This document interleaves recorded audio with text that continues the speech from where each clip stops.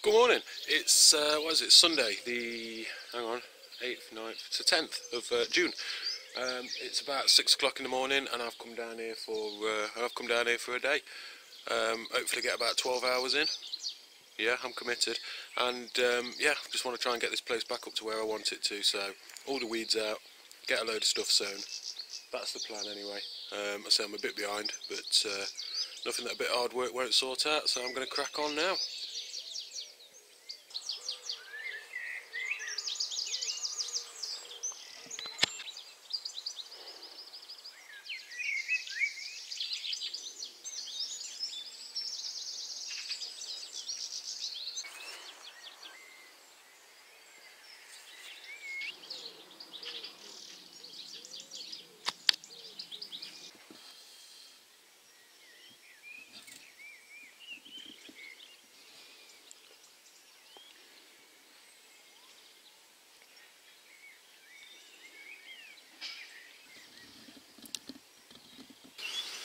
Hi guys, how you doing? Just sitting out doing a second sowing of sweet corns. Figured why not? Last year everything came all at once, it was too much, so it'll happen again, but then I'll have some more afterwards, if that makes sense. If I can find my seeds, here we go. Golden Bantam, courtesy of Kitchen Garden magazine. Not bad, eh? Yeah guys, thanks very much for watching and supporting the channel anyway. I suppose going forward I'd like to get a bit of feedback from you guys as to what you'd actually like to see. Obviously I've done a couple of years now of me just like wandering around looking like slightly confused and everything like that. You know, if that's all good for you, then that's you know, we'll keep it exactly at that. I didn't want to go down the here's how to do this, here's how to do that route as a beginner, because, you know, I thought it would have been a bit hypocritical because I don't actually know. You know, I can read a book and tell you what the book says, but until you've actually got a bit of first-hand growing experience, you don't know, do you? So, yeah, I mean, you know, thought about doing maybe another series of how-tos, do you know what I mean, but I don't know. Hopefully it's more about the journey, because that's what I've always thought it is. It's more about the diary and the journey, and me just like sitting on my own in an allotment, talking to myself in front of a camera. That's what everybody else can see anyway. So, yes. Just sat here thinking, I was wondering what it was that got me into gardening. In particular like vegetable growing and everything like that, and you know, my family, my immediate family weren't particularly green fingered. You know, the grass was just there to be cut. So I suppose my granddad, I've heard, always used to grow veg and everything like that, but you know, in his younger days, when I knew him, he was you know, a bit too old, so he'd like already turned his garden back to grass. So I don't know, I think maybe it's just something that I've picked up by myself. I did 1 year when I was a kid. I can't actually remember what I grew. I remember getting a marrow, because I've got a photograph in the family photo album of me holding a marrow like that, with me sense parting with me wedge. So, but yeah, other than that, I suppose it's always something that I've liked doing, but it's not been something that's practical to do. I suppose when you're in your 20s and that, life's a bit too, like, you know, hectic and that, you're not really settled down in one place to do anything really. So yeah, it is hard work. It's a constant battle with myself, like, you know, do I carry on, do I not? I was saying to somebody earlier that I love, it sounds mad, but I love the winter time down on the allotment, because you'll go down on the allotment and you can do something, and when you come back it's exactly the same. You know what I mean? Nothing's grown, nothing's moved, anything like that. You know, so when I was down here building this shed and that was brilliant. Obviously the summertime's more of a, you know, the impetus is definitely there to keep moving, and you know, you can't rest on your laurels or anything. You've got set dates that you've got to do certain things by. So I suppose that's a bit more demanding side of it, isn't it? It's you know, it's the part that I suppose could become less fun if you let it rule your life. But you know, there's certain things that I have to do now. I have to be here sort of 3 times a week. You know, I have to put like a a certain amount of hours in to keep on top of it. Yeah, I think as a hobby side of things, it's brilliant to be able to get out the house and to be able to you know, just have somewhere to go and potter and everything like that. I suppose some guys have got the sheds, others have got the golf courses and everything like that. You know, I've got this place, and you know, it's really cool.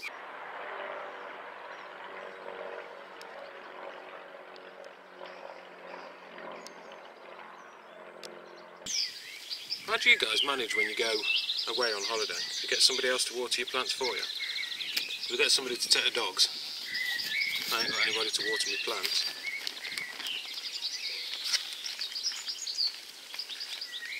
What I did is I took most of my plants, still in the pots, I actually buried them in the ground, right up to the lip. It worked on some things, you know, I just figured, you know, they'll be there to get the morning dew and that'll keep them moist, and any rain as well. So, you know, my sunflowers, my sweet corn rather, that did alright, all my brassicas, they did okay, using that method. Trouble is, they did all try to root through the pot and into the ground, which is going to happen, so there's quite a bit of root disturbance when you decide to move them again. Right, I'm going to crack on. I'm going to do all my sunflower seeds. I'm going to give the rabbits so much food they don't know what to do with it.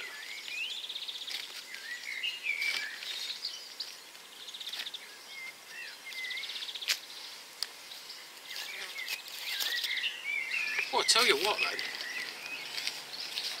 Parsnip burns. I'm assuming it's parsnip burns. I've had a look on the old computer, my bob, and certainly looks that way. I didn't really get any last year. I was strimming with a t-shirt on last week, and next day, nothing at the time, but the next day, all up the front of both my arms, so I'm assuming as I was holding a strimmer like this, leaves and everything was splashing up the front of my arms, and I had raised blisters all up and down my arms. I've got some again today on the back of my hands. No pain or anything like that with them, but yeah, looking at, I think what the parsnip juice, the leaves from the parsnips, apparently if you get it on your skin and that, it's alright, but then if you go out in the sun activates the juice and it'll like, juice? Sap? Technical. And then that'll burn you. So if you've got little kiddies or anything like that, don't let them go near your parsnips. Alright guys, it's been a very long day, it's been a very long hot day again. I've had a couple of weeks of that now, which is good. So I've had a lot of catching up to do, so I've been able to do that, I think. I've got the place a lot more near where I kind of would expect it to be at this time of year. Obviously some of the plants are a bit far behind because I've just not been here to sow them. But we'll see what happens, do you know what I mean? We'll see what happens. Right, up at this end I had loads and loads of chillies and peppers and everything like that left over from you know, the ones that I put in the greenhouse, so I just thought I'd whack them outside, see how they do. So there's a bit of a mix in there, got the hot scotch and the jalapenos and all the rest of it. There's a few more dotted around as well, I was just running out of places to put them. Same with the aubergines as well, the black beauties, eggplants. I thought I'd stick some of them outside again. I've got a couple still in the greenhouse, and then just some more peppers there. I think they may be sweet peppers. There's my chard plant happily going to seed. I think I said that last time, didn't I? Hello. Right, moving swiftly on is the garlic bed. I think, because the scapes have come out and everything like that, these will not be too far off. I have actually harvested some of the ones out of the back corner there because they'd flopped over, and I've just put some onions that were kicking around in the greenhouse in there just to see how they do. The onions in here, some of them have gone a bit squiggly, which I don't know what that means. And by squiggly I mean a bit like that. You see it? Yeah, whereas some of the other ones are just romping away as I would expect them to. But on the whole I'm pleased with them. They're starting to fatten up and everything, putting on some good growth. Spuds have all been weeded out and everything, so they're alright. There's only one of them didn't make it, so I'm happy with that. It's a good result. Bit of chive down here and some little marigolds I've planted. A couple of little peas that hello, we had left over. Beetroot seedlings have now gone out. This is all very patchy where the rocket potatoes went in. I'm not 100% sure why that happened. I think it's probably They're just rotted out. Don't know why. I've put a line of little turnips in here just to try and fill up the bed, and then at the end here I've put a couple of lines of radishes. The little mini greenhouse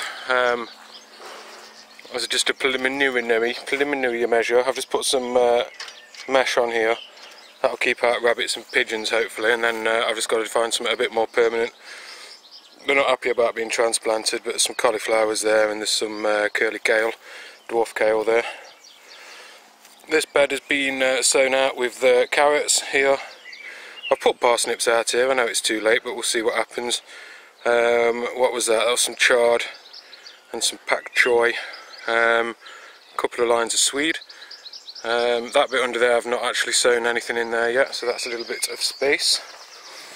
Sunflowers out of the greenhouse have come out. They're looking very, very sorry for themselves. Well, I've got the rhubarb here, and I thought I'd put the sunflowers in between, because by the time they're up there the rhubarb will have the space to do what it wants to. Hoping again that these ones don't get munched. Nasturtiums there, self-seeded from last year. Moving over here, there's not been a lot of growth there. I only put these out last year. I've put a little marigold in each corner, look. Don't know why, just because I had them. That one's actually got a little flower on it. So these, they're not wilting, they're not looking miserable or anything, but they're just, you know, taking the time to get settled in. The, well, these dwarf beans, they seem to be doing alright, holding their own. Celeriac and celery, I got completely munched. I've seen the culprit, it's a rabbit, but it's took the heads off quite a few of them. There should still be enough there if they leave it alone, which I don't know if they will. You've seen all my pretty flowers. Start to see now the bottom of some of the lupin ones start to produce these seed pods. And obviously as the flowers mature and pollinate, you'll get that working up. You get the same thing with the foxgloves actually. At the bottom here you see the seed pods, and then you'll see the flowers, and then you see the flower buds. So that one's doing alright. That's probably well up. It's over 5 foot tall now, so yeah, I'm quite happy with that. Beautiful little things. The peas are filling out nicely. I've actually got peas on here. A bit early to be picking yet, but the pods are there, and hopefully they'll keep flowering for a good long while. Actually got a sweet pea at the end here, I just noticed. You can tell because it's got a really flat stem. Oh. What have we got here? Broad winter beans. I never remember the names. They've started to cling onto the poles now as well. You can see them winding their way up as they do. Usually don't need any help, they'll find their own way up, but if it looks to be struggling you can always give it a little helping hand. Okay, they always wind clockwise apparently. Just having a look to see if that's actually true. Yeah, they all have wound clockwise. Brassicas in here coming along fine and dandy at the minute. No sign of any seed heads or anything forming. No sign of any bolting. Have we got in the middle? No, so yeah, everything seems alright. They're a bit crowded, but you know, I think brassicas next year is something I'm going to focus on. I want to get a proper brassica cage, because otherwise it's just constant struggle. My borage is flown away since I put that out. It's only been out, what, a month or so? That's absolutely flown. Grew this from seed this year, it's doing really, really well. Have a look, quite striking blue flowers in there with a little purple centre on them. Oh, and just to prove a point, here comes Mr. B. He likes a bit of it. He loves a bit of it, in fact. And the asparagus bed with a very well chewed kale in there. These are goners, these plants here. I'm putting them there as sort of sacrificial, just leaving them there for now. Oh, here's my asparagus. Oh, I just wanted to try and bed that in a bit. It's been wiggling. If they wiggle too much it can damage the roots underneath. So yeah, these are, when I came this morning, these were like, they look really thick because they were holding on to the moisture in amongst the ferns. That's had a good weed out as well now. So they're looking a lot healthier. Hopefully we'll actually get some off there next year. And that's pretty much a walk around the place at the minute. Yeah. Broad beans, which, you know, are not my favourite, though there's plenty on there for picking at the minute. Have a look, they've done alright. Well, they've not done alright actually, they've done terrible compared to last year. The plants have really struggled, they never really got away. They was all put out at the right time and that, but you know, not too much black fly. A bit of black fly on this one, but the other ones seem to be clear. They've just not really much happened with them. Okay. Greenhouses are looking a bit bare at the minute. Let's have a quick look inside. Alright, this is the second greenhouse. So I've put 3 grow bags in, and these are the Market More cucumbers on the right hand side here. 3 of those. Then I've put 3 of my aubergines in there. And then I put 3 of the other type of cucumber, what are they, Chinese slangan? I think that's what they're called. And my chilli plants, I've got my hopscotch, jalapenos, and come on brain, hopscotch, jalapeno. Hopscotch being a mix of hot habaneros and Scotch bonnets. And what else is there? Jalapeno. Oh,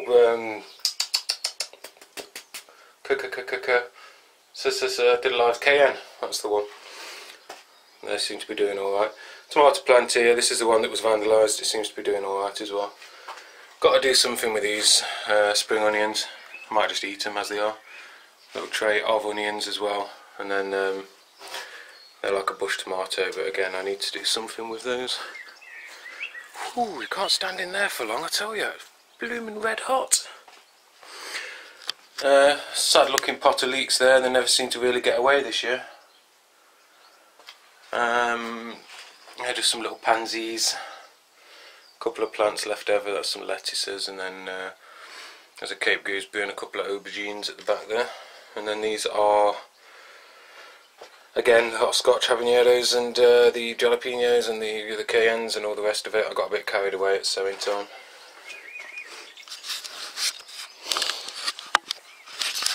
So there we go. From what, 2 weeks ago the place was an absolute mess. I think I've managed to pull it back round now in 2 visits, which is quite nice.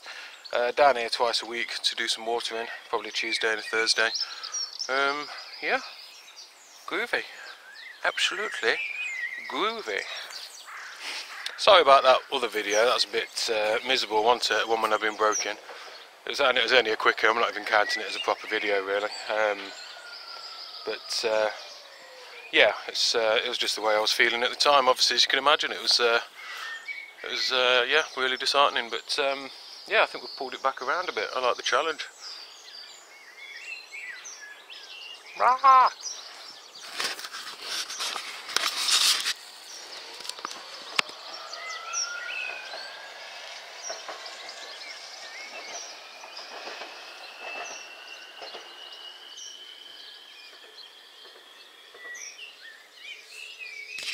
Okay, so the shadows are growing long, and I must bid you farewell.